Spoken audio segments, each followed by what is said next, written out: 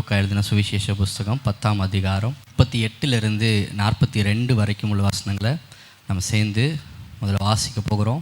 பின்பு அவர் ஒரு கிராமத்தில் பிரவேசித்தார். அங்கே மார்த்தாள் என்னும் பெயர் கொண்ட அவரை தன் வீட்டிலே ஏற்றுக்கொண்டார். அவளுக்கு மரியாள் என்னப்பட்ட ஒரு சகோதரி இருந்தார். அவள் இயேசுவின் பாதத்தருகே உட்கார்ந்து அவருடைய வசனத்தை கேட்டுக்கொண்டிருந்தாள். மார்த்தாளோ பற்பல வேலைகளை செய்வதில் மிகவும் வருத்தமடைந்து அவரிடத்தில் வந்து, ஆண்டவரே, நான் தனியே வேலை செய்யும்படி என் சகோதரி என்னை விட்டு வந்திருக்கிறதை குறித்து உமக்கு கவலை இல்லையா? எனக்கு உதவி செய்யும்படி அவளுக்கு சொல்லும் என்றார். இயேசு அவளுக்கு பிரதியுத்தரமாக, மார்த்தாளே, மார்த்தாளே, நீ அநேக காரியங்களை குறித்து கவலைப்பட்டு கலங்குகிறாய். தேவையானது ஒன்றே. மரியாள் தன்னை விட்டு எடுபடாத நல்ல பங்கை தெரிந்து கொண்டாள் என்றார். ஆமென். லூக்கா 10:38 அதில் அழகாக வசனம் போட்டிருக்கு. பின்பு அவர்கள் பிரயாணமாய் போகையில் அவர் ஒரு கிராமத்தில் பிரவேசித்தார் அப்படின்னு சொல்லி போட்டிருக்கு. அது எந்த கிராமம் அப்படின்னு பார்த்தோன்னா, யோவான் 11ஆம் அதிகாரம் 1வது வசனத்தில் அந்த கிராமத்தோட பிரேயர் போட்டிருக்கு. யோவான் 11:1.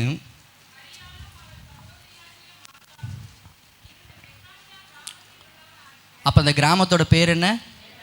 பெத்தானியா என்கிற கிராமம். ஆண்டவராகிய இயேசு கிறிஸ்து ஒரு நாள் பிரயாணப்பட்டு போகிறார். போகையில் பெத்தானியா என்கிற கிராமத்தில் அவர் என்ன பண்ணுறாங்க, மார்த்தாள் என்கிற சகோதரி ஏற்றுக்கொண்டார். இந்த பெத்தானியா கிராமம் எங்கே இருக்குது அப்படின்னா, எருசலேமுக்கு 2 மைலுக்கு அப்பால் இருக்கிறது. அதாவது ஒரு 3.5 கிலோமீட்டரு இல்லை இருக்குது. அதை தாண்டி அப்படி போகிறாங்க. அப்போ இயேசு கிறிஸ்து அந்த எருசலேமுக்கு பிரயாணம் பண்ணி போய் கொண்டிருக்கும் போது வழியிலே தங்கும்படி எங்கே போகிறாரு? பெத்தானியாவுக்கு போகிறாரு. மார்த்தாள் தான் அவங்களை என்ன பண்ணுறாங்க அப்படின்னா, ஏசப்பாவை இன்வைட் பண்ணுறாங்க. எங்கள் வீட்டுக்கு நீங்கள் என்ன பண்ணுங்கள், வாங்க என்று சொல்லி இன்வைட் பண்ணுறாங்க. எப்படி ஏசப்பா வீட்டுக்குள்ளே போனவுடனே அங்கே என்ன நடக்குது பாருங்களேன். அந்த ஒரு சம்பவத்தை வாசிப்போம். 39:40. ஏசப்பா என்ன பண்ணுறாரு அப்படின்னா, இந்த வழி எருசலேமுக்கு போய் கொண்டிருக்கிறார். இந்த பெத்தானியாவில் மார்த்தாளுடைய வீட்டில் அவங்க என்ன பண்ணுறாரு அப்படின்னா, போய் அந்த இடத்துல அவங்க கூப்பிட்டாங்கன்னு சொல்லி அங்கே ஒரு விருந்துக்காக இல்லை அவர் தங்குவதற்காக போகிறார். எப்பவுமே ஏசப்பா தனியாக போல் அவர் கூட ஒரு 12 சீஷர்களாவது குறைஞ்சது இருப்பாங்க. கூட இன்னும் ஒரு சில பேர் இருப்பாங்க. இப்போ போர்வா ஏசப்பா எந்த இடத்துல போனாலும் அங்கே ஒரு கூட்டம் என்ன பண்ணும் அப்படின்னா, வேகமாக அந்த இடத்துல வந்துடும். இப்போ ஏசப்பா வீட்டுக்குள்ளே வந்துட்டாங்க. வந்து ஒரு இடத்துல அமர்ந்த உடனே மரியாள் அவங்க என்ன பண்ணிட்டாங்க, நேராக போய் அவர் பாதத்து பக்கத்தில் போய் உக்காந்துட்டாங்க. மார்த்தாள் பார்க்குறாங்க, வந்தவங்களெல்லாம் கவனிக்கணும்னு சொல்லிட்டு அவங்க வர்றவங்களுக்கு தண்ணி கொடுக்குறாங்க. வந்தவங்களை அந்த நாட்களில் நல்லா அவங்கள கவனிக்கணுமேன்னு சொல்லிட்டு அதாவது ஸ்நாக்ஸு வர்றவங்களுக்கு போகிறவங்களுக்கு அப்படியே கொடுக்குறாங்க. அப்படியே அவங்க சந்தோஷமாக தான் சேர்ந்து கொண்டிருக்கிறாங்க. இப்போ ஏசப்பா என்ன பண்ண ஆரம்பிச்சிட்டாரு, பிரசங்கம் பண்ண ஆரம்பிச்சிட்டாரு. மரியாள் பாதத்தின் பக்கத்தில் உட்காந்துட்டு அந்த வார்த்தைகளை கேட்டுக்கொண்டிருக்கிறாங்க. மார்த்தாளும் கேட்டுக்கொண்டு தான் இருக்கிறாங்க. வீட்டுக்குள்ளே என்ன பண்ணுறாங்க, அங்கங்கே வேலை பார்த்துட்டு என்ன பண்ணுறாங்க அப்படின்னா, அந்த வார்த்தை போயிட்டே இருக்குது. நம்ம ஃபோனில் ப்ரேயர் பண்ணும்போது பண்ணுவோம்ல, அதே மாதிரி தான் என்ன பண்ணுறாங்க அப்படின்னா, வேலையெல்லாம் பார்த்துட்டு என்ன பண்ணுறாங்க, என்ன ஆண்டோடைய வார்த்தையும் போகுது. அவங்க வீட்டுக்குள்ளே தான் இருக்கிறாங்க, கேட்காமலாம் இருக்காது. பெரிய திரள் கூட்ட ஜனம் வர ஆரம்பிச்சிட்டே இருக்குது. இவங்க எல்லாரையும் கவனிக்கிறாங்க. ஆண்டோடைய வார்த்தையும் போகுது. சந்தோஷமாக என்ன பண்ணிகிட்டு இருக்கிறாங்க, செய்து கொண்டே இருக்கிறாங்க. நேரம் போக போக வேலை கொஞ்சம் என்ன ஆகுது, ஜாஸ்தி ஆகுது. கூட்டம் கொஞ்சம் இன்னும் ஜாஸ்தி ஆகுது. இவங்க பார்க்குறாங்க, மரியாள் அங்கே அமைதியாக யார் கீழே உட்காந்துருக்குறாங்க, ஏசப்பா பாதத்துக்கல. நான் மட்டும் தனியாக கஷ்டப்பட்டுட்டு இருக்கிறேன், இவன் என்னடானா போய் அங்கே உட்காந்துருக்கிறாளே அப்படின்னு சொல்லிட்டு கொஞ்சம் நேரம் முறைச்சி பார்க்குறாங்க. அப்புறம் திருப்பி என்ன பண்ணுறாங்க, அவங்க வேலையெல்லாம் செய்துட்ருக்குறாங்க. ஒரு கட்டத்தில் அந்த கோவத்தை அவங்களால என்ன பண்ண முடியல, அடக்க முடியல, கண்ட்ரோல் பண்ண முடியல. நேராக போய் மரியாதை கேட்கல, நேராக போய் யாரை பற்றி கேட்டாங்க, ஏசப்பா பார்த்து என்ன கேட்குறாங்க பாருங்களேன். ஆண்டவரே, நான் தனியே வேலை செய்யும்படி என் சகோதரி என்னை விட்டு வந்திருக்கதை குறித்து உங்களுக்கெல்லாம் கவலை இல்லையா? உங்களுக்கு என்ன கிடையாது, என் மேலே ஒரு இதே பாசமே கிடையாது உங்களுக்கு. நம்ம சொல்லுவோம்ல, நான் என் மேலே உங்களுக்கு பாசமே கிடையாது, நான் எவ்வளோ கஷ்டப்பட்டுட்டு இருக்கிறேன், நீங்கள் என்னடானா என் மேலே கொஞ்சம் கூட கரிசனம் இல்லாமல் நீங்கள் வாட்டுக்கு பேசிகிட்டு இருக்கிறீங்க, வாட்டுக்கு உட்காந்துட்டு இருக்கிறா, ஒரு வார்த்தை கேட்கல அப்படின்னு சொல்லிட்டு நின்று அப்படியே ஓப்பனாக அப்படியே அந்த கோபம் என்ன ஆயிடுச்சு, வெடிச்சிருச்சு. கோபம் என்ன ஆயிடுச்சு, வெடிச்சிருச்சு. நம்மளும் சில நேரத்தில் மற்றவங்கள சொல்ல நம்ம ஆண்டவர்கிட்ட பண்ணணும் தெரியுமா? எத்தனை பேர் ஆண்டவர்கிட்ட கோச்சிட்டு இருந்திருக்கீங்க? அப்படிலாம் இல்லையா?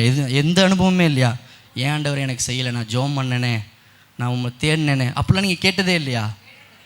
எல்லாருமே என்ன பண்ணியிருக்கிறோம், நம்மளுடைய வாழ்க்கையில் இன்னமும் கேட்டுக்கிட்டு தான் இருக்கிறோம். அப்படி என்ன நிறையா நேரத்தில் நம்மகிட்ட என்ன வருது, நான் ஜெபம் பண்ணேன், ஆண்டவர் எனக்கு என்ன பண்ணல, கேட்கலை, செய்யலை. நான் என்ன பண்ணேன், அவரை தேடினேன், நல்லா தான் நான் போனேன், இந்த காரியத்தை நான் ஆண்டவருக்கு பிரியமாக தான் செஞ்சேன், ஆனாலும் ஆண்டவர் என்ன பண்ணல, பதிலே கொடுக்கல, என்ன என்ன பண்ணிட்டாரு, கைவிட்டார் அப்படின்னு சொல்லிட்டு நிறைய நேரத்தில் நம்மளும் என்ன பண்ணுவோம், இப்படி நிறையா கவலைப்படுவோம். என்ன அப்போ இந்த மார்த்தாள்கிட்ட என்ன பிரச்சனைன்னு நம்ம கண்டுபிடிச்சிட்டோன்னா நம்மக்கிட்ட என்ன பிரச்சனைங்கிறது தெரிஞ்சிடும். நான் சொல்கிறது புரியுதா? மார்த்தாள்கிட்ட என்ன பிரச்சனைன்னு நம்ம கண்டுபிடிச்சிட்டோன்னா நாம் ஏன் அடிக்கடி கவலைப்பட்டு ஏஸ்பாவை கோச்சிக்கிறோம், இல்லை ஏன் சோர்ந்து போகிறோம், எதுக்கு அடிக்கடி நமக்குள்ள கவலை பாரம் நம்மளை போட்டு அழுத்துது நம்ம கண்டுபிடிச்சிடலாமா? அப்போ இந்த மார்த்தாள்கிட்ட என்ன பிரச்சனை அப்படிங்கிறதான் முதல்ல நம்ம மார்த்தாளை குறித்து பார்த்து விட்டு அதுக்கப்புறம் மரியாதை குறித்து பார்க்க போகிறோம். அப்படியே என் கூட சேர்ந்து திருப்பி கொள்ளுங்கள். மார்க்கு 4ஆம் அதிகாரம் 3-9 வசனங்கள் முதல்ல நம்ம அப்படி வாசிப்போம். அது ஒரு நீண்ட பேசேஜ், கொஞ்சம் நன்றாக கவனிங்க. விதைக்கப்பட்டவர்கள் என்றா சரி, கொஞ்சம் நல்லா கவனிங்க. இந்த காரியத்தை நான் கொஞ்சம் விளக்கி சொல்ல விரும்புகிறேன். ஒரு 4 வகையான நிலத்தை குறித்து ஆண்டவராகிய இயேசு கிறிஸ்து இந்த இடத்துல ஊமையாக சொல்லுகிறார். ஒரு 4 வகையான நிலம் இருக்குது. விதைக்கிறவன் ஒருவன் என்ன பண்ணுறான், புறப்பட்டு விதைக்க புறப்படுகிறான். முதலாவது நிலம் எப்படிப்பட்டதாக இருக்குது அப்படின்னா, அது வழி அருகே உள்ள நிலம். அதில் எல்லோரும் நடந்து போவாங்க வருவாங்க, என்ன விலங்குகள்லாம் வரும், பறவைகள்லாம் வந்து போகும். அப்படிப்பட்ட நிலத்தில் அவர் என்ன பண்ணுறார் அப்படின்னா விதையை போடுறாங்க. அந்த விதை போட்ட உடனே அது மண்ணுக்குள்ளேயே போகலை, உடனே வந்து பறவைகள் வந்து என்ன பண்ணுது, அதை எடுத்துகிட்டு போயிடுது. அது மண்ணுக்குள்ளே போனால் தான் அது வேறு விடும். ஆனால் அங்கே என்னவே பண்ணல, மண்ணுக்குள்ளேயே போகலை. 2வது ஒரு வகையான நிலம். அந்த நிலம் என்ன நிலம், கற்பாறை நிலம். அந்த நிலத்தில் அப்படி போனவுடனே லைட்டாக கொஞ்சம் அந்த கல்லுக்குள்ளே அப்படி போனவுடனே அந்த ஈரம் பட்ட உடனே அது வேகமாக என்ன பண்ணுது, வளர ஆரம்பிக்குது. ஆனாலும் அதுக்கு என்ன கிடையாது, வேர் கிடையாது. அதுக்கு என்ன கிடையாது, வேர் கிடையாது. திடீர்னு வந்த பிரச்சனைனால அந்த இதுவும் என்ன ஆயிடுச்சு அப்படின்னா வீணாக போயிடுச்சு. கடைசி 2 இது வந்து என்ன அப்படின்னா, முள்ளுள்ள இடங்களில் ஒரு விதைக்கப்படுகிறது, அப்படி தூவப்படுது. நல்லா அது என்ன ஆகுது, வளருது. அது கீழே வேரும் போகுது, மேலேயும் என்ன செய்யுது, வளருது. ஆனால் ஒரு குறிப்பிட்ட சூழ்நிலைக்கு அப்புறம் அதால் என்ன பண்ண முடியல, சரியான விதத்தில் வளர முடியல. ஆனால் அதனுடைய வேர் இருக்கத்தான் செய்கிறது. 4வது ஒரு நிலம் நல்ல நிலம். இது நல்ல எந்த பிரச்சனையும் இல்லை, நல்லா உழப்பட்டிருக்கு. அதில் போடப்பட்ட உடனே அது நல்லா என்ன பண்ணுது, 30, 60, 100 பலன் தருகிறது. இதை தான் ஆண்டவர் சொல்லுகிறாரு. 14வது வசனம், விதைக்கிறவன் வசனத்தை விதைக்கிறான். அந்த விதை என்னது, வசனம். சொல்லுங்கள், அந்த விதை என்னது, வசனம். நிலம் எதை குறிக்கிறது, என்னுடைய இருதயம். நிலம் எதை குறிக்கிறது, இருதயத்தை குறிக்கிறது. ஏன்னா அநேக நேரங்களில் வசனம் நமக்கு பிரசங்கிக்கப்படும் போது எல்லாருக்கும் போகுமா அப்படின்னா போகாது. சில நேரத்தில் நம்ம என்ன பண்ணுவோம் அப்படின்னா வார்த்தையே போகாது. வந்த உடனே நம்ம என்ன ஆகிடுவோம், அப்படியே கம்முன்னு உட்காந்துருப்போம், அப்படியே போவோம், என்ன நடந்துச்சு அப்படிங்கிறதே தெரியாது. 2வது ஒரு நிலை என்ன அப்படின்னா சந்தோஷமாக இருக்கும். கேட்க எனக்கு எப்படி இருக்குது, சந்தோஷமாக இருக்குது. ஆனால் அப்படியே வெளியே போனோன்னே அது என்ன போயிடுது, ஒரு காணல் நீரை போல் காணாமல் போயிடுது. 3வது ஒரு நிலம், இதுவும் ஒரு முள்ளுள்ள ஒரு நிலம். ஆனால் விதை என்ன பண்ணுது, இங்கே வளருது. விதை என்ன பண்ணுது, இங்கே வளருது. ஆனால் கூடவே என்னவும் வருது, சில பிரச்சனைகளும் வருது, சில கவலைகள் வருது, சில என்னது ஐஸ்வர்யத்தின் மேலே நாட்டம் வருகிறது, சில சிற்றின்பங்கள், சில ஆசைகள் வந்து என்ன பண்ணுது, நான் வளர முடியாதபடிக்கு அதை தடை செய்கிறது. 4வது ஒரு நிலம்தான் நல்ல நிலம். அது 30, 60, 100 பலன் தருகிறது. இப்போ நீங்கள் சொல்ல போகிறீங்க, மார்த்தாள் எந்த நிலம்? நான் இதான் தெளிவாக சொன்னேன். மார்த்தாள் எந்த நிலம், 3வது நிலம். மார்த்தாள் எந்த நிலத்தில் இருக்கிறாங்க, 3வது நிலம். ஏன், அங்கே என்ன இருக்குது, முள் இருக்கிறதுனால அவங்களால என்ன பண்ண முடியல, அங்கே வசனம் போகுது, அங்கே வேர் போகுது. ஆனாலும் என்ன பண்ண முடியல, சரியான விதத்தில் வளர முடியல. கூடவே என்னவும் வருது, உலக கவலையும் ஐஸ்வர்யத்தின் மயக்கமும் சிற்றின்பங்களும் என்ன பண்ணுது, கூடவே ஒட்டி கொள்ளுகிறது. இதனால் மார்த்தாளால் என்ன பண்ண முடியல, அவள் வேலை பார்த்து கொண்டே இருக்கிறா. வசனம் காதில் என்ன தான் பண்ணிகிட்டு இருக்கு, போயிட்டு தான் இருக்குது. வீட்டுக்குள்ளே ஆண்டவராகிய இயேசு கிறிஸ்து பேசுகிறத கேட்டுக்கிட்டு தான் இருக்கிறா, கேட்காமலாம் இல்லை. வார்த்தை இங்கே போயிட்டு தான் இருக்குது. ஆனால் கூடவே வேற ஒரு காரியமாக என்ன பண்ணிகிட்டு இருக்கு, போய்கொண்டே இருக்குது. 2த்தையும் ஒரே நேரத்தில் மார்த்தாள் செய்யணும்னு நினச்சது, கடைசியில் அது என்னவா மாறிடுச்சு, கவலையாக மாறி அது அவரிடத்துலேருந்து ஒரு கோபமாக என்ன ஆயிடுச்சு, வெளிப்பட்டுருச்சு. இன்றைக்கி நம்மளும் கூட அநேக நேரத்தில் இந்த 2 என்ன பண்ணுறோம், பிடித்து கொண்டு இருக்கிறோம். இந்த 2 காரியமும் நம்முடைய வாழ்க்கையில் என்ன பண்ணுகிறது, காணப்படுகிறது. என்னது, ஆண்டோட சமூகத்திலையும் வருகிறோம், மற்ற காரியங்களுக்கும் நம்ம அதிகமாக முக்கியத்துவம் கொடுக்குறோம். நம்மளால் 2த்தையும் ஒன்றா என்ன பண்ண முடியாது, ஒரு நாளும் பேலன்ஸ் பண்ணவே முடியாது. முதல்ல எனக்கு ஆண்டவர், 2வது தான் என்னது, மற்ற காரியங்கள். இன்றைக்கி நிறைய கவலை நம்ம போட்டு அழுத்துவதற்கு காரணம் என்ன அப்படின்னா, நாம் முள்ளுள்ள இடத்துல இருக்கிறோம் என்று சொல்லி இந்த இடத்துல வசனம் சொல்லுகிறது. இந்த முள்ளின் தன்மை என்ன, முள் வறண்ட நிலத்தில் தான் வளரும். முள் தண்ணி, அதுக்கு மழை தண்ணி தேவை கிடையாது, அதை நிலத்தடி நீரை அதிகமாக உறிஞ்சும். அது இருக்கிற இடத்துல நிலத்தடி நீர் அதிகமாக உறிஞ்சப்படும். அது மாத்திரம் அல்ல, அது எந்த அளவுக்கு தண்ணி உறிஞ்சுதோ அந்த இடத்துல நிலத்தடி நீர் மட்டமும் குறையும். ஆனால் அந்த அளவுக்கு இந்த முள் என்ன ஆகாது, வளராது. என்ன, அதிலிருந்து என்னவும் வராது அப்படின்னா பழமோ, அதனால நமக்கு ஒரு பிரயோஜனமும் என்ன ஆகாது, இருக்காது. அது கடைசியில் என்னவாக தான் ஆகும், விறகுக்கு தான். அது வெறும் காஞ்சி விறகாக தான் போகும். இதுதான் அதோடைய தன்மை. அப்போ இந்த முல்லை போலத்தான் இன்றைக்கி நம்மளுடைய வாழ்க்கையில் அநேக கேட்குறோம், வசனங்கள் போகுது, பிரச்சனை இல்லை, எனக்குள்ளே என்னவும் இருக்குது, வேறும் இருக்குது. ஆனால் இப்படி பிரச்சனைகள் அழுத்த நான் எவ்வளோ கேட்டாலும் என்னால் என்ன பண்ண முடியல, சொல்லுங்களேன், என்னால் என்ன பண்ண முடியல, வளர முடியல. என்னால் ஆண்டவருக்குள்ள ஒரு சிறந்ததாக என்னால் வளரவும் முடியல, அவருக்குள்ள என்னால் என்ன பண்ண முடியல, கனி தரவும் முடியல. இதுதான் இங்கே மார்த்தாளோட பிரச்சனை. அப்போ முதல்ல நம்முடைய வாழ்க்கையில் நம்ம ஒரு ஆசீர்வாதத்திற்கு நேராக ஒரு சிறந்தவர்களாக நம்ம மாறணும், இல்லை இயேசு எதிர்பார்க்கிற ஒரு இடத்துக்கு வரணும்னா நம்மளிடத்துலேருந்து அகற்றப்பட வேண்டியது என்ன, முள்.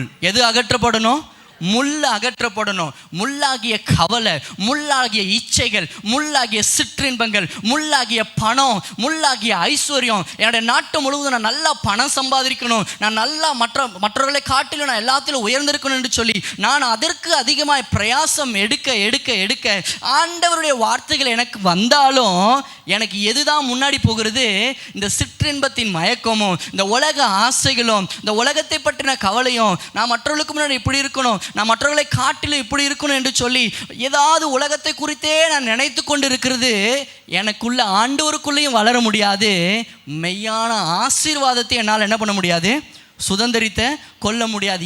ஏன், இது என்ன பண்ணுது, என்ன அழுத்துது, என்னை வளர முடியாதபடிக்கு என்ன பண்ணுது, தடை செய்கிறதா இருக்கிறது. எனக்குள்ளே இருக்கிற ஜீவ தண்ணீரையும் என்ன பண்ணுது, இது உறிஞ்சி விடுகிறதா இருக்கிறது. அதுதான் முள்ளுடைய தன்மை.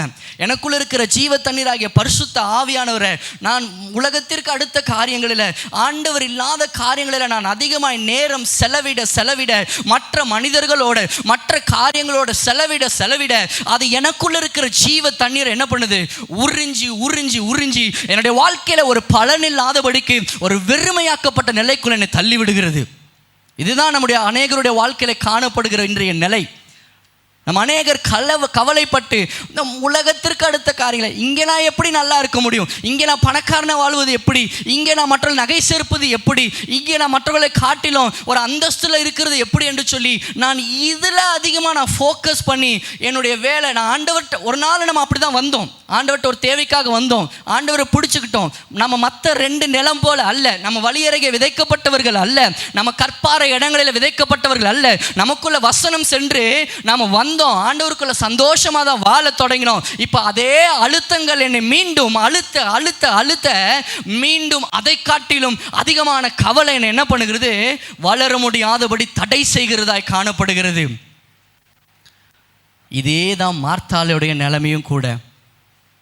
இன்னைக்கு மார்த்தாளுக்கு என்ன தேவை அப்படின்னா, அவளுடைய வாழ்க்கையிலிருந்து அந்த முள் என்ன பண்ணணும், அகற்றப்படணும். அதே போல தான் நமக்கும் நம்முடைய வாழ்க்கையிலிருந்து இந்த முள் என்னை விட்டு என்ன பண்ணோம், அகற்றப்படணும். இந்த முள்ளோட தன்மை என்ன அப்படின்னா, இது வறண்ட நிலங்களில் தான் காணப்படும். இது ஒரு சாபத்தின் குறியீடு. அங்கே என்ன கிடையாது, ஆசீர்வாதத்திற்கு இடமே கிடையாது. ஒருவேளை நீங்கள் அதிகமாக கவலைப்பட்டு இந்த உலகத்திற்கு அடுத்த காரியங்களை குறித்து நினைத்து எனக்கு இது தேவை இன்னைக்கு என்று சொல்லி யோசித்து கொண்டு இருப்பீர்கள் என்று சொன்னால், உங்களுடைய கவலை என்ன பண்ணும், உங்களை ஒடுக்க ஆரம்பிக்கும். உங்களை இது ஆசீர்வாதத்திற்கு நேராக இல்லை, மாறாக ஆண்டவரை குறை சொல்வதற்கு நேராக மாற்றிவிடும். அப்போ நம்மளும் என்ன தான் சொல்லுவோம், நான் ஜெபம் பண்ணுறேன், சர்ச்சுக்கு வரேன், ஜெபங்கள் எல்லாத்துலேயும் கலந்து கொள்ளுகிறேன், வேதம் வாசிக்கிறேன், ஆனாலும் ஆண்டவர் எனக்கு என்ன பண்ணுறதில்ல, எதுவுமே செய்கிறதில்ல அப்படிங்கிறது தான் நாம் என்ன பண்ணுவோம், சொல்லிக்கொண்டே இருப்போம். ஆனால் மாறாக நம்ம ஆசீர்வாதத்தை சுதந்திரித்து கொள்ள வேண்டும் என்று சொன்னால் எனக்கு என்ன தேவை தெரியுமா? ஏசாயா 55ஆம் அதிகாரம், எல்லாரும் திருப்பிக் கொள்ளுங்க, சேர்ந்து வாசிக்க போகிறோம்.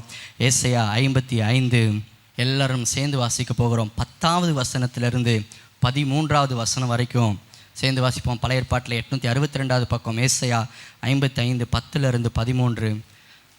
மாரியும் உறைந்த மலையும் வானத்திலிருந்து இறங்கி அவ்விடத்துக்கு திரும்பாமல் பூமியை நனைத்து அதில் முளை கிளம்பி செய்து விதையும் புசிக்கிறவனுக்கு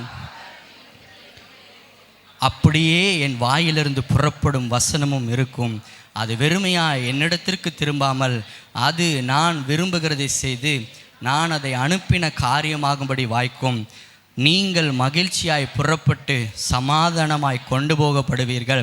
பர்வதங்களும் மலைகளும் உங்களுக்கு முன்பாக கம்பீரமாய் முழங்கி வெளியின் மரங்களெல்லாம் கைகொட்டும். முட்செடிக்கு பதிலாக தேவதாரு விளைக்கும், காஞ்சொறிக்கு பதிலாக மிருது செடி எழும்பும். அது கர்த்தருக்கு கீர்த்தியாகவும் நிர்மூலமாகாத நித்திய அடையாளமாகவும் இருக்கும். ஹல்லேலூயா. இதுதான் மரியாளுடைய அடையாளம். முதல்ல என்ன? முதல்ல என் ஆண்டவர், முதல்ல அவர் மாத்திரமே, மற்ற காரியங்கள் எனக்கு இல்லை என்று சொல்லி அவருடைய பாதத்தில், அவருடைய சமூகத்தில் முதல் இடத்தை நான் அவருக்கு என்று சொல்லி கொடுக்கும்போது என் வாழ்க்கையில் இன்றைக்கு என்னை போட்டு அழுத்தி கொண்டிருக்கிற எல்லா முட்களிலிருந்தும் கர்த்தர் ஒரு பெரிய விடுதலையை நமக்கு கட்டளையிடுகிறவராக இருக்கிறார். நம்ம அநேக காரியங்களில் கவலைகள் நம்மை போட்டு அழுத்துகிறது. உலகத்தின் ஆசாபாசங்கள், மற்றவர்களைப் போல வாழ வேண்டும், நம்ம இச்சிக்கிற காரியங்கள், இது எல்லாவற்றிலிருந்தும் நாம் விடுபட வேண்டும் என்று சொல்லி ஆசை நமக்குள்ள இருந்தாலும் அநேக நேரங்களில் எப்படி விடுபடுவது என்று சொல்லி தெரியல. முதல்ல என்னுடைய வாழ்க்கையை ஒவ்வொரு நாளும் நான் அவரிடத்திலிருந்து ஆரம்பிக்கும் போது, அவரிடத்திலிருந்து தொடங்கும் போது என்னை பிடித்து கொண்டிருக்கிற எல்லா முற்களிலிருந்தும் எனக்கு ஒரு விடுதலை கிடைக்கிறது மாத்திரமல்ல, என்னுடைய வாழ்க்கையில் இருக்கிற முட்களை மாற்றி தேவதாரு விருட்சமாக கர்த்தர் ஒரு ஆசீர்வாதத்தை கட்டளையிட வல்லமை உள்ளவராக இருக்கிறார். இது என்ன அந்த தேவதாரு விருட்சம்? இது அன்றைக்கு சாலமோன் ராஜா எருசலேம் தேவாலயத்தை கட்ட பயன்படுத்தின ஒரு மரம். இது மிகவும் உயரமாய் வளரக்கூடியது, அது ஆரோக்கியத்தை தரக்கூடியது, அது பூச்சி பிடிக்காது, அது எந்த விதத்திலும் அரித்து போகாது, நெடுநாட்கள் வாழக்கூடிய ஒரு ஆசீர்வாதமான ஒரு மரம்.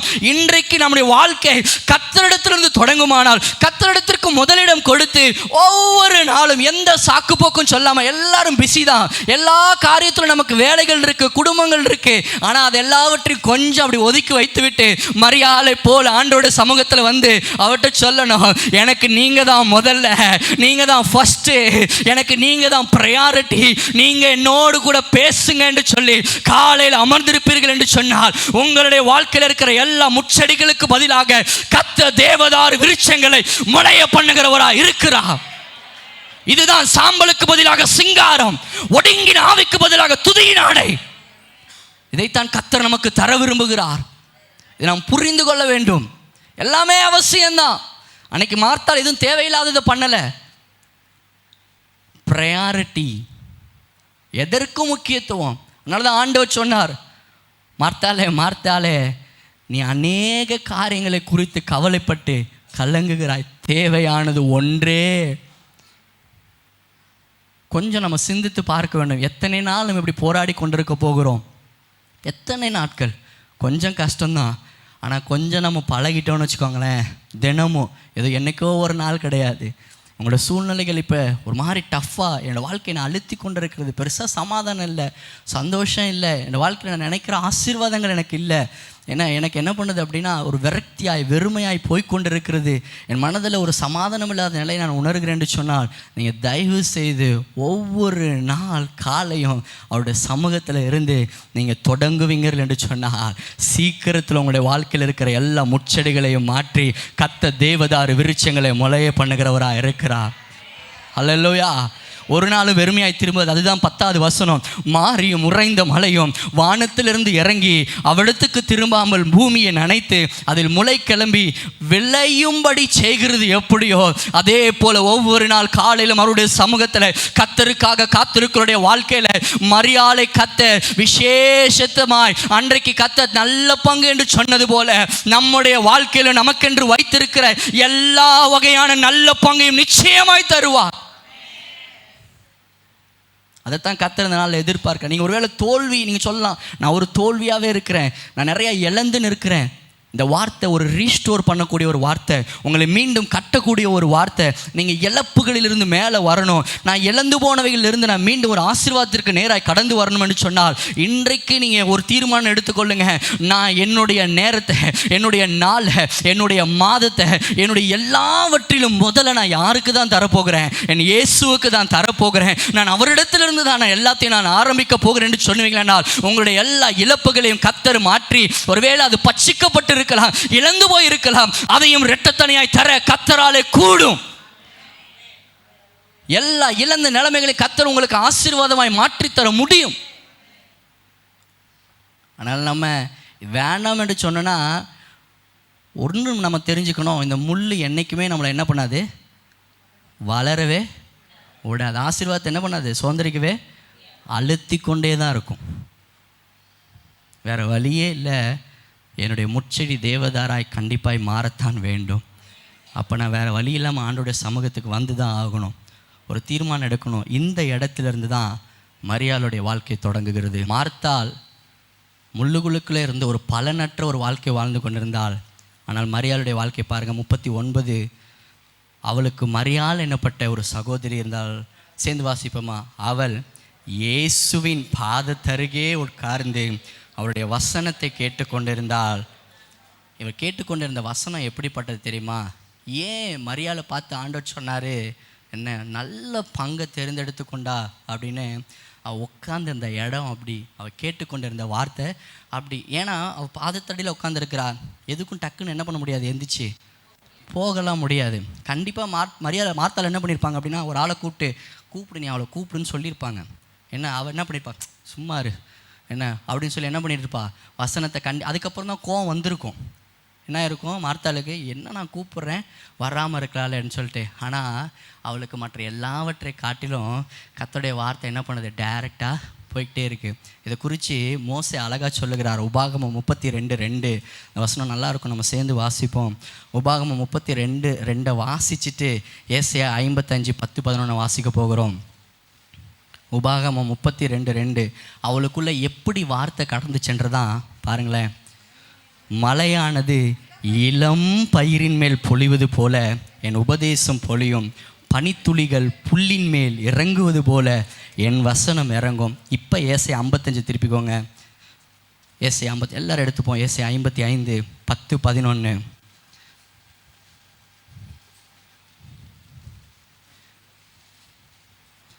அப்படியே வேகமாக இறங்கி வருகிற அந்த மலை துளி, அந்த அப்படியே வானத்திலிருந்து ஆண்டவரிடத்திலிருந்து வருகிற வார்த்தை என்ன பண்ணுதான், மாரியும் உறைந்த மலையும் வானத்திலிருந்து இறங்கி அவ்விடத்துக்கு திரும்பாமல் பூமியை நனைத்து அதில் முளை கிளம்பி விளையும்படி செய்து விதைக்கிறவனுக்கு விதையும் புசிக்கிறவனுக்கு ஆகாரத்தையும் எப்படியோ அப்படியே என் வாயிலிருந்து புறப்படும் வசனமும் இருக்கும். அது வெறுமையாக என்னிடத்திற்கு திரும்பாமல் அது நான் விரும்புகிறதை செய்து நான் அதை அனுப்பின காரியமாகும்படி வாய்க்கும். இந்த இடத்துக்கு தான் கர்த்தர் உங்களை என்னை வர சொல்லுகிறார். அல்லேலூயா. ஆண்டோட சமூகத்தில் காலைல எடுத்து வச்சு வாசிக்கும் போது அது எனக்கு எல்லாம் என்ன தெரியுமா பண்ணுது, இதுதான் மரியாளுக்குள்ளே நடந்த சம்பவம். அது போக போக இளம் பயிரின் மேல் மழை பெய்யும் போது அப்படியே அதை வேகமாக துளிர் விட்டு அப்படியே அந்த வெளிச்சத்தின் மத்தியில் அது அப்படியே ஜொலிக்கும் போது அது அவ்வளோ அழகாக இருக்கும்.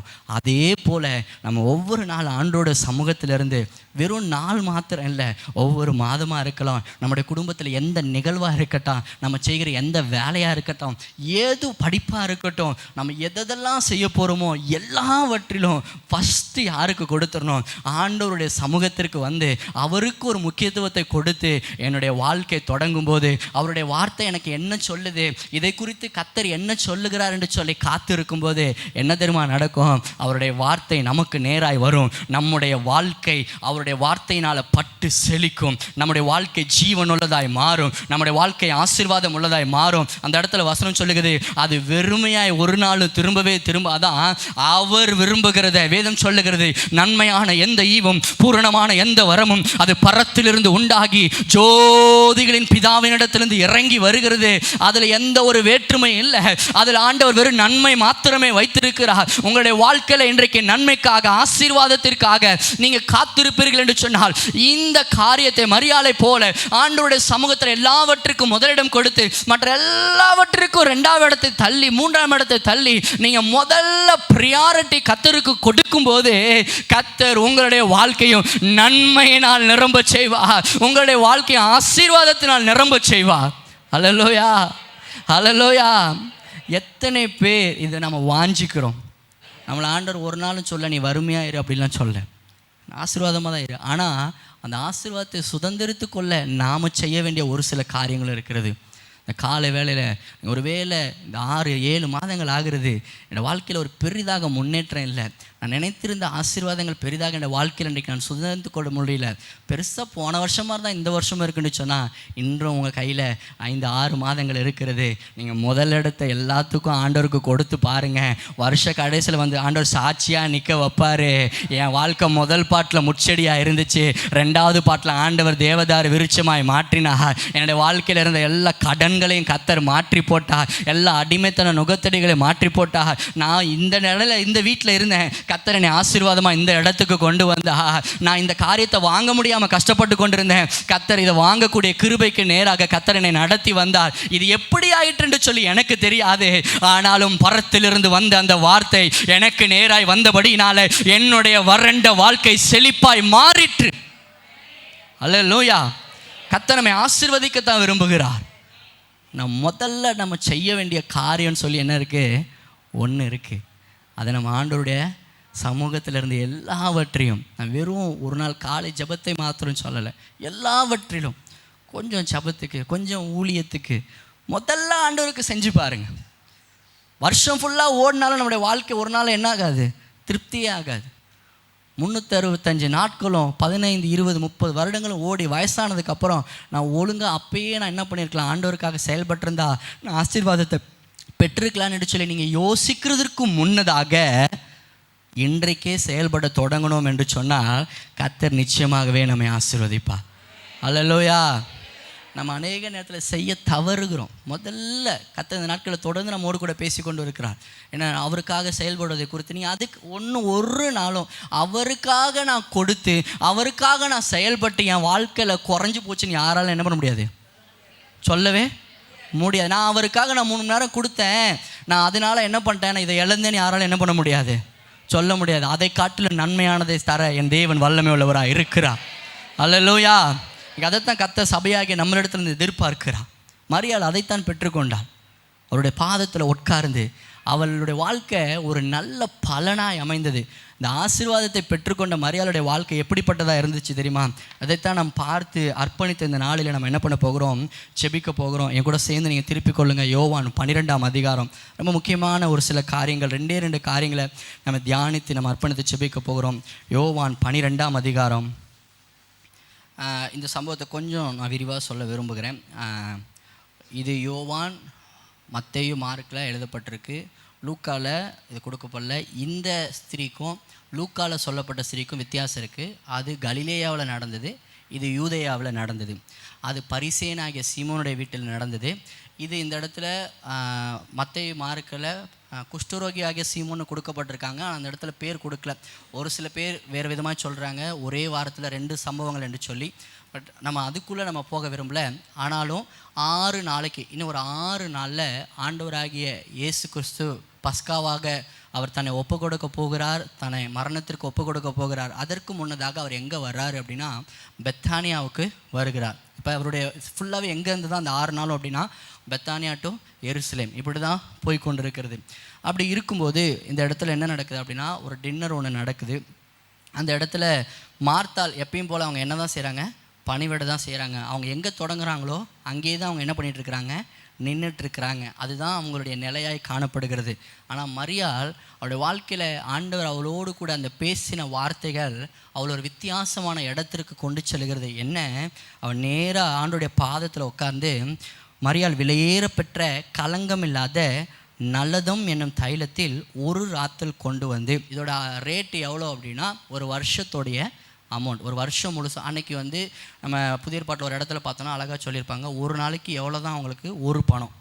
ஒரு இடத்துல ஆண்டு சொல்வார்ல, நீ என்கிட்ட வேலைக்கு வா, காலிலேருந்து வேலை பார்த்தா உனக்கு எவ்வளோ தரேன், ஒரு பணத்துக்கு. அதுபோல் அன்றைக்கி ஒரு மாதம் ஒரு நாள் சம்பளம் எவ்வளவு, ஒரு பணம். ஏன்னா அப்போ 365 நாள் வேலை பார்த்தா தான், 300 நாள் வேலை, வருஷம் ஃபுல்லாக வேலை பார்த்தா தான் என்ன பண்ண முடியும் அப்படின்னா சம்பாதிக்க முடியும். ஓய்வு நாள் அவங்க வேலை பார்க்க முடியாது. அப்போனா இது செலவே பண்ணாமல் அவங்க என்ன பண்ணியிருந்துருக்கணும், வச்சுருந்துருக்கணும். அவங்களால என்ன பண்ணியிருக்க முடியாது, செலவே பண்ண முடியாது. 300 பணங்கிறது வந்து ஒரு பெரிய அமௌண்ட்டு. இன்றைக்கி நம்மளாலேயே ஒரு வருஷத்தோட அமௌண்ட்டை கொண்டு வந்து நம்ம கொடுக்க முடியுமா அப்படின்னா அது பெரிய ஒரு கஷ்டமான ஒரு காரியம் தான். ஆனால் இவங்க என்ன பண்ணுறாங்க அப்படின்னா, இதை ஆண்டவருக்காக என்ன பண்ணிகிட்ருக்குறாங்க, சேர்த்து வச்சிட்ருக்குறாங்க. இந்த விலையேறப்பட்ட தைலம் யாருக்காக அந்த நாளில் வச்சுருப்பாங்க அப்படின்னா, தான் நேசிக்கிற மணவாளனுக்காக, தன்னுடைய வாழ்க்கையின் வருங்கால கணவருக்காக அவங்க என்ன பண்ணியிருப்பாங்க அப்படின்னா இதை ஆயத்தப்படுத்தி வைத்திருப்பாங்க. ஏன்னா இந்த இடத்துல மரியாள் என்ன பண்ணுறாங்கன்னா, அவங்களுக்குரிய அந்த விலையேற பெற்ற அந்த தைலத்தை கொண்டு வந்து அது சீல்டு, அதை உடைச்சி தான் என்ன பண்ண முடியும், அதை ஊற்ற முடியும். அதனால் அவங்க என்ன பண்ணுறாங்க, அதை உடைத்து மரியாள் என்ன பண்ணுறாங்க, அப்படியே ஆண்டோடைய பாதத்தை அந்த தைலத்தினால் அப்படியே போட்டு ஊற்றி அவங்களுக்கு அபிஷேகம் செய்கிறாங்க. இதற்கு பின்னதாக 2 சம்பவங்கள் இருக்கிறது. முதல்ல இதில் நம்ம பார்க்க போகிற காரியம் என்ன அப்படின்னா, இந்த விலையேற பெற்றதை இன்னும் சொல்லணும்னா தனக்கு உண்டான தன்னுடைய வாழ்க்கைக்கு தேவையான சிறந்த ஒரு பொருளை அவங்க யாருக்கு தான் கொடுத்தாங்க, யாருக்கு தான் கொடுத்தாங்க, அவங்க நினச்சிருந்தா கண்டிப்பாக ஏன்னா தன்னுடைய வருங்கால கணவருக்கோ யாருக்காகவும் என்ன பண்ணியிருக்க முடியும், அதை கொடுத்துருக்க முடியும். ஏன்னா அதை திருப்பியும் அவங்க செய்யணும் அப்படின்னா அதை பெற்றுக்கொள்ளணும்னா நெடுநாட்கள் அவங்க என்ன பண்ணியிருக்கணும், காத்திருக்கணும். அவங்க பெருசாக பணக்காரங்க அப்படின்ற மாதிரி என்ன இதில் போடப்படலை. ஆனால் அவங்கள்ட்ட இருந்த அந்த சிறந்ததை அவங்க என்ன பண்ணாங்க, ஆண்டவருக்கு கொடுத்தாங்க. இது மார்த்தாளால் என்ன பண்ண முடியல, செய்ய முடியல. மார்த்தாள் என்ன தான் பண்ணிகிட்ருக்குறாங்க, பணிவிடை தான். இன்றைக்கி நான் ஆண்டவருக்காக நம்ம சொன்னால ஆரம்பத்தில் என்ன சொன்னோம், நான் சிறந்த ஒரு வாழ்க்கை வாழணுன்னு தானே சொன்னோம். நம்ம சொன்னோமா இல்லையா, எல்லாருக்குமே அந்த ஒரு ஆசை இருக்குல்ல. அப்போ நான் ஒரு சிறந்த வாழ்க்கை வாழணும் அப்படின்னா நான் மரியாதை போல் ஆண்டவருடைய பாதப்படியிலேருந்து நான் ஆரம்பித்தேன் அப்படின்னா நான் நிச்சயமாக ஏசப்பாவுக்கு என்னால் சிறந்ததை கொடுக்க முடியும். ஹல்லேலூயா. நான் உங்களுக்கு சொல்கிறது புரியுதா? ஏன் நம்ம இல்லை அநேகரால் சிறந்ததை கொடுக்க முடியல அப்படின்னா நம்ம மார்த்தாள் இடத்துல இன்னும் இருக்கிறோன்னு அர்த்தம். நான் இப்போ சொல்ல ஒரு தெளிவாக புரிஞ்சிச்சுல்ல. அப்போ நான் மரியாதை இடத்துல வந்துட்டேன் அப்படின்னா எனக்குரிய சிறந்ததை, அது பணமாக இருக்கலாம், பொருளாக இருக்கலாம், எண்ணெயவாக இருக்கலாம், என்னுடைய பிள்ளைகளையாக இருக்கலாம், எதுவாக இருந்தாலும் என் இயேசுவுக்கு கொடுத்து விட எனக்கு மனது இருக்கும். ஹல்லேலூயா. நான் ஒரு கேள்வி உங்களை பார்த்து கேட்குறேன், எத்தனை பேருக்கு உங்கள் பிள்ளைகளை ஆண்டவருக்காக ஒப்பு கொடுக்க மீன்ஸ் ஊழியராக, மிஷினரியாக, ஆண்டவர் அவனை குறித்து என்ன சித்தம் இருக்கிறாதோ அதை செய்ய ஆசை அப்படின்னு சொல்லி எத்தனை பேரால் ஒப்பு கொடுக்க முடியும்? சும்மா கை தூக்கக்கூடாது, ஆண்டவர் பார்க்குறார். நல்லா கையை தூக்கவே இல்லை அப்படின்னா முதல்ல அதுக்கு அர்ப்பணிச்சிடணும். முதல்ல என்ன பண்ணிடணும், அர்ப்பணிச்சிடணும். அன்னைக்கு அந்த மரியாள் தன்னுடைய வாழ்க்கையில் சிறந்ததை செய்ததுனால தான் இன்னைக்கு வரைக்கும் அவங்க பேசப்பட்டு கொண்டு இருக்கிறாங்க. 2000 வருடங்கள் ஆச்சு. ஆண்டவரே அவளை குறித்து என்ன சொல்கிறார் பாருங்களேன். லூக்கா, அது மார்க் எடுத்துக்கொள்ளுங்க, 14வது அதிகாரம். மார்க்கு 14வது அதிகாரம்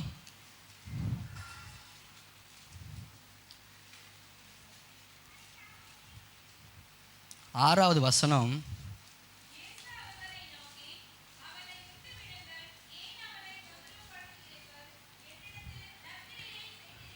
இந்த நற்கிரியை கர்த்தர் நம்மிடத்திலிருந்து, நம்ம சபையினிடத்திலிருந்து எதிர்பார்க்கிறார். ஹல்லேலூயா. நான் இன்னைக்கு இவ்வளோ தெளிவாக பேசுகிறதுக்கு காரணம் என்ன அப்படின்னா, எத்தனை நாள் ஆனாலும் நான் சிறந்ததை கொடுக்கணும்னு முதல்ல எங்கே தான் வரணும், எனக்குள்ள ஒரு ஆசை வந்து நான் என்ன பண்ணணும், அதை கொடுத்து விடணும். அன்றைக்கி சீஷர்கள் இருந்தாங்க, அவரை சுற்றி ஏராளமான ஜனங்கள் இருந்தாங்க. அன்றைக்கி பெரிய பெரிய அன்றைக்கி பணக்காரங்களாம் ஆண்டவருக்கு உதவி செய்தாங்க. என்ன அதெல்லாம் ஆண்டவர் பெருசாக பேசாத ஆண்டவர் இவன் அந்த நாளில் வந்து உடைத்து ஊற்றினதை ஆண்டவர் அதை பார்த்து சொல்கிறாரு, இவளை விட்டுருங்கப்பா, இவள் எவ்வளோ ஒரு நல்ல கிரியை என்னோடய வாழ்க்கையில் செய்திருக்கிறான் என்று சொல்லி அவளை குறித்து கர்த்தர் சந்தோஷப்பட்டார். ஆண்டவருக்காக நம்மையும் நம்முடைய பிள்ளைகளையும் அர்ப்பணிப்பதை காட்டிலும் ஒரு பெரிய நற்கிரியே இல்லை. நான் சொல்கிறேன், உங்களுக்கு புரியுதா? ஒரு வேளை நான் ஏன் சொல்கிறேன் அப்படின்னா, ஆண்டவர் நிச்சயமாகவே என்னை உணர்த்தினாரே, என்ன தயவு செய்து இதை காட்டிலும் இன்னொரு காலகட்டம் நமக்கு இருக்க போகிறது கிடையாது. கர்த்தர் உங்களை பாரப்படுத்துவார் என்று சொன்னால் தயவாக என்ன பண்ணுங்கள், ஊழியத்திற்குன்னு சொல்லி பிள்ளைகள் என்ன பண்ணுங்கள், ஒப்பு கொடுங்க. அவைகளை அதற்கேற்ற விதத்தில் வளரவும் விடணும். நான் ஊழியத்திற்கு ஒப்பு கொடுத்துட்டு நான் வேலைக்கு அமுச்சிட்டு நான் கம்முன்னு இருக்கிறேன்றது அல்ல. அதற்கு ஏற்ற விதத்தில் என்னுடைய பிள்ளைகளையும், ஒருவேளை கர்த்தர் என்னையவே ஏவுவார் என்று சொன்னால் நானும் அப்படி தான் பண்ணணும் என்று சொல்லி நீங்கள் என்ன பண்ணணும், முன் வர வேண்டியது இந்த நாளில் அவசியமாக இருக்கிறது. அப்படி செய்வீங்கன்னு சொன்னால் கர்த்தர் இந்த மரியாதை பார்த்து சொன்னது போல் இன்றைக்கி நம்மளையும் பார்த்து சொல்லுவார், நீங்கள் நற்கிரியைகளை செய்திருக்கிறீங்க. அல்லேலூயா. சரி, இப்போ இந்த கேள்விக்கு பதில் சொல்லுங்கள், எத்தனை பேருக்கு நற்கிரியைகளை செய்ய ஆசை? இப்போ சொன்ன நற்கிரியே கையே வரல. இப்போ பிள்ளைங்களை கொடுக்க மனசு இல்லை, நம்மளை ஆண்டவர் கொடுக்க மனசு இல்லை, இல்லையோ? இருக்கா இல்லையா? அவர் கொடுத்ததை அவர் தான் கேட்குறாரு. அவர் கொடுத்ததை பிள்ளைகள் யாரால் வருகிற சுதந்திரம்? கர்த்தரால் வருகிற சுதந்திரம். என்ன நமக்கு யார் தெரியுமா சுதந்திரம்? சங்கீதம் 16 சொல்லுகிறது, கர்த்தரே என் சுதந்திரம் என்று சொல்லி. அல்லேலூயா. என் சுதந்திரம் கர்த்தர். எனக்காக அவர் கொடுத்த அந்த சுதந்திரத்தை நானும் கர்த்தரிடத்தில் கொடுக்க வேண்டியது தான் என்னுடைய சிறந்த அர்ப்பணிப்பு. அதுதான் மரியாள் அந்த ராத்திரியிலே செய்தாள். தன்னுடைய வாழ்க்கைக்கு இருந்த எல்லாவற்றையும் தான் நேசிக்கிற அந்த கணவருக்கு வைத்திருக்கிற அந்த விலையேறப்பெற்ற நல்லதம் என்னும் தைலத்தை, அது சும்மாலாம் கிடைக்காது, அது அந்த வசனமே சொல்லுகிறது, விலை உயர்ந்த அந்த காரியத்தை தான் நேசிக்கிற ஆண்டவராக இயேசுவுக்காக அதை முற்றிலும் ஊற்றிவிட அவள் அன்றைக்கு சித்தமானாள். இன்றைக்கு கர்த்தர் நம்மை பார்த்து கேட்கிறார், நீங்க அப்படி ஊற்றிவிட சித்தமா? இன்னைக்கு நம்மள்ட்ட பரிமள தைலத்தெல்லாம் கர்த்தர் கேட்கல. கர்த்தர் நம்மை பார்த்து கேட்கிறார், உங்களிடத்தில் இருக்க சிறந்ததை நீங்கள் எனக்கு தர முடியுமா என்று சொல்லி. எத்தனை பேர் சொல்ல முடியும், நான் சிறந்ததை ஆண்டவருக்காக தருகிறேன் என்று சொல்லி? கொடுக்கணும். பாதிக்கப்படுற அளவுக்கு கொடுக்கணும். நான் பாதிக்கப்படுற அளவுக்கு கொடுக்கணும். நான் காணிக்க 10 ரூபா, நான் காணிக்கைக்காக நான் சொல்லலை. என்ன, நான் கொடுத்தா ஆண்டவருக்கு நான் என்ன பாதிக்கும் ஆண்டவரை, நான் அந்த அளவுக்கு நான் உங்களை நேசிக்கிறேன்னு சொல்லி என் அன்பை நான் வெளிப்படுத்துகிறேன். நான் இருக்கணும். ஏதோ கொடுக்குறோன்றதுக்காக இல்லை, நேரத்தை கொடுத்தாலும் அப்படி தான். இது என்னை பாதிக்கும், ஆனால் நான் ஆண்டவருக்காக தருகிறேன். பிள்ளைகளை கொடுக்குறேன், அது என்னை பாதிக்கும், பரவாயில்ல நான் கொடுக்குறேன். என்னோட பணத்தை கொடுக்குறேன், பரவாயில்ல அது பாதிக்கும், நான் ஆண்டவருக்காக செய்கிறேன். எனக்கு அவர் கொடுத்ததை நான் அவருக்காக கொடுக்குறேன். என்னுடைய பலன், என்னுடைய சுதந்திரம் என் இயேசு என்று சொல்லி நீங்கள் ஒருவேளை இன்றைக்கு சொல்லுவீர்கள் என்று சொன்னால் நிச்சயமாக சொல்ல முடியும், நான் என்னையும் என்னுடையதையும் என் இயேசுவுக்கு தருகிறேன் என்று சொல்லி. அந்த வார்த்தை ஒருவேளை உங்களுக்கு கடினமாக இருக்கலாம். இந்த நிலைக்கு நான் வராத வரைக்கும் நான் மார்த்தாளாக தான் இருக்கிறேன். இதுதான் உண்மை. மரியாள் ஒரு சிறந்ததை ஆண்டவருக்காக செய்தால். C.T. ஸ்டட் என்ற ஒரு மிஷினரி உண்டு. அவர் 19வது நூற்றாண்டில் அன்னைக்கு இருந்த இங்கிலாண்டில் புகழ்பெற்ற கிரிக்கெட் அணிக்கு அவர் மிகவும் அந்த 19 வயசுலேயே கேப்டன் ஆனார்.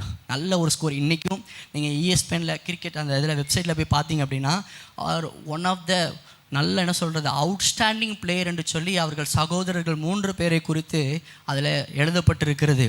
அண்ணன் தம்பி 3 பேர் அவுட்ஸ்டாண்டிங் பிளேயர்ஸ். இன்னைக்கு எப்படி இந்தியாவில் கிரிக்கெட் வெறியில் இருக்கிறாங்களோ அது போல் அன்றைக்கு இங்கிலாண்டில் இருந்த நாட்கள் அது.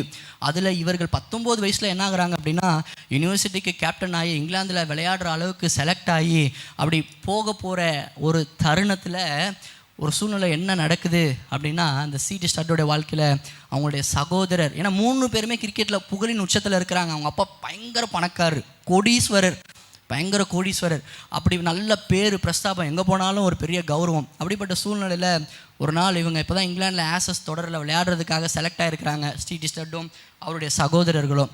அப்படிப்பட்ட சூழ்நிலையில் அவங்க சகோதரர் என்ன பண்ணுறார் அப்படின்னா, திடீர்னு ஏற்பட்ட சிக்கால் மரணத்துக்கு நேராக அவர் இருக்கிறார்.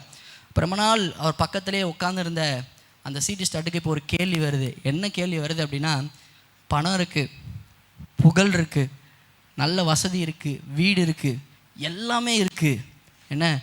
ஆனால் இந்த மறிக்க போகிற தருவாயில் எங்கள் அண்ணனை, என் சகோதரனை, இவர் தான் கடைசி. எங்கள் அண்ணனை எதுவுமே என்ன பண்ணல அப்படின்னா பெருசாக இல்லை. இதை வச்சு இந்த நித்தியத்திற்கு இவரால் என்ன பண்ண முடியும், நித்தியத்திற்கு இதை என்ன பண்ண முடியாது, கொண்டு போக முடியாது, இதோட வழி என்ன அப்படின்னு யோசித்து கொண்டு இருக்கும்போது ஒரு சத்தம் வருகிறது, மாயை மாயை எல்லாம் மாயை என்று சொல்லி. அந்த நாளில் அந்த வார்த்தை அவருக்குள்ளே வந்ததுக்கு பிற்பாடு, அவர் ஏற்கனவே ஆண்டவருக்குள்ளே வந்திருந்தார், ஆனால் கொஞ்சம் பின்மாற்றத்தில் போயிட்டார். அந்த வார்த்தை அவருக்கு நேராக வந்தது. அப்போ தான் ஒரு முடிவு எடுக்கிறாரு, நான் இந்த கிரிக்கெட்டில் சம்பாதிக்கிற பேர் புகழ் பணம் இதெல்லாம் ஒரு நாளும் அது நித்தியத்தில் வராது, அது ஒரு நாளும் பரலோகத்தில் சேர்க்கப்படாது, அது ஒரு நாளும் என் வாழ்க்கைக்கு பிரயோஜனமாக இருக்காது.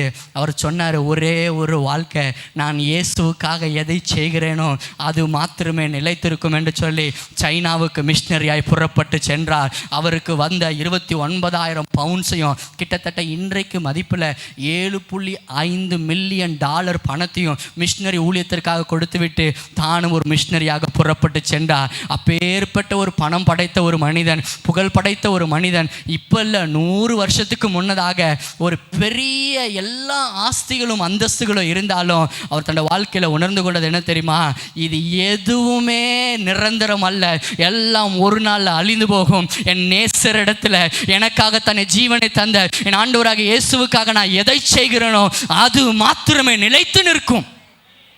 வேற எதுவுமே நிலைச்சிருக்காதுங்க. நீங்கள் கஷ்டப்பட்டு சம்பாதிக்கிறதா இருக்கலாம், நீங்கள் எவ்வளோ தேடி தேடி தேடி சேர்த்து வைக்கிற ஆஸ்திகளாக இருக்கலாம், பணம் பொருளாக இருக்கலாம், உறவுகளாக இருக்கலாம், எல்லாம் ஒரு நாள் அழிந்து போகும். நீங்கள் எதற்காக பிரயாசப்பட்டீங்களோ ஒரு நாள் அது உங்களுக்கு கண்ணுக்கு முன்னதாய் வந்து நின்று வெறுமையாக்கி விடும் உங்களை. அது உங்களுக்கு ஒரு நாள் நிம்மதியை தராது, அது பரலோகத்திற்கும் கொண்டு முடியாது. அங்கே என்ன தான் கொண்டு போக முடியும் தெரியுமா, நான் இயேசுவுக்காக எதை அர்ப்பணித்தேனோ, இந்த வாழ்நாட்களில் இயேசுவுக்காக எதை செய்தேனோ அதை மாத்திரமே அந்த இடத்திற்கு என்னால் கொண்டு செல்ல முடியும். அல்லேலூயா. அதனால சாது சுந்தர் சிங் சொன்னார் வாலிபனை பார்த்து, ஆண்டவருக்கு தேவை மாம்பழம் தான், மாம்பழ கொட்டை இல்லை என்று சொல்லி, உன்னிடத்தில் இருக்க சிறந்ததை நீ ஆண்டவருக்காக கொடு என்று சொல்லி. எல்லாம் முடிஞ்சிட்டு ஒரு வயசானதுக்கு அப்புறம் ஊழியம் செய்யலான்னு சொல்லிட்டு ஒன்றும் முடியவே முடியாது. அதுக்கப்புறம் நான் எதையாவது ஆண்டவருக்காக தரணும்னு நினச்சாலும் முடியவே முடியாது. இன்றைக்கு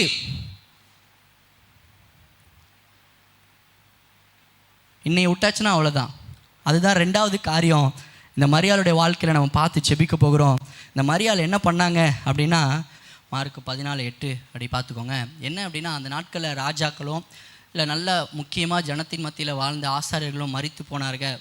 ஜனங்கள் நேசிக்கிறவங்க மரித்து போனாங்கன்னா என்ன பண்ணுவாங்க அப்படின்னா, அவங்களுக்காக நல்ல பரிமள தைலம் பூசி, அதற்கப்புறம் நல்ல வெள்ளை போலம் கரிய போலம் இந்த மாதிரி நிறைய தூப வர்க்கங்களை போட்டு, அதற்கப்புறம் தான் அவங்க என்ன பண்ணுவாங்க, கொஞ்சம் அவங்களுக்காக துக்கம் கொண்டாடி அடக்கம் பண்ணுவது வழக்கம். இதுதான் இஸ்ரவேலுடைய வழக்கம். நிறைய ராஜாக்கள், அதுதான் நம்ம முன்னாடி பார்த்தோம், அவனுக்காக எல்லாம் பண்ணி என்ன பண்ணாங்க, அப்படியே அடக்கம் பண்ணாங்க. நீங்கள் தாவீதுக்காக இருக்கட்டும், நம்ம மோசேலேருந்து பார்க்கலாம், இவ்வளோ நாள் துக்கம் கொண்டாங்க, 7 நாள் அப்படிலாம் என்ன பண்ணுவாங்க அப்படின்னா துக்கம் கொண்டாடுவாங்க, அவங்களுக்காக எல்லாமே செய்வாங்க. ஆனால் ஆண்டவராகிய இயேசு கிறிஸ்து மரித்தது கொஞ்சம் வித்தியாசமானது. அவர் சிலுவை மரணத்தை எடுத்தார். சரிங்களா? நீங்கள் நல்லா பாருங்கள், சிலுவையில் அவர் இறங்கி மரித்த உடனே அவர் கீழே இறங்கி வந்தோடனே அங்கே என்ன தான் போடுவாங்க அப்படின்னா, வெள்ளை புலமும் கரிய புலமும் தான் போடுவாங்க, தைலம் பூச மாட்டாங்க. அதுக்கு அடுத்த நாள் அவர் ஞாயிற்றுக்கிழமை காலையில் தான் மற்ற மகதலேனா மரியாலும் அவங்க கூட இருக்கிறவங்களும், நீங்கள் மார்க்கு கடைசியில் அதிகாரத்தில் முதல் வசனம் வாசிக்கலாம், லூக்கா கடைசி அதிகாரம் முதல் வசனத்தில் பார்த்தீங்கன்னா அவங்க எல்லாம் ஆயத்தம் பண்ணிவிட்டு, நான் போய் ஆண்டவராகிய இயேசுக்கு நான் என்ன பண்ண போகிறேன், தைலம் பூசலான்னு சொல்லிட்டு அவங்க நினச்சிட்டு இருந்தாங்க. ஆனால் அதுக்குள்ளே ஆண்டவர் என்ன பண்ணிட்டாரு, உயிரோட எழுந்துட்டார். யாருக்கும் கிடைக்காத ஒரு பாக்கியம் இந்த மரியாள் எல்லாருக்கும் முன்பதாக முந்தி கொண்டாள். அதனால தான் மரியாளை பார்த்து சொன்னார், இவளை என்னை அடக்கம் பண்ணுவதற்கு முந்தி கொண்டாள் என்று சொல்லி. இன்றைக்கு நீங்கள் முந்திக் கொள்வீர்கள் என்று சொன்னால் இந்த மரியாளை போல ஒரு உன்னத பாக்கியத்தை உங்களுடைய வாழ்க்கையில் பெற்றுக்கொள்ள முடியும். நான் சொல்கிறேன், உங்களுக்கு புரியுதா? யாருக்குமே கிடைக்கல.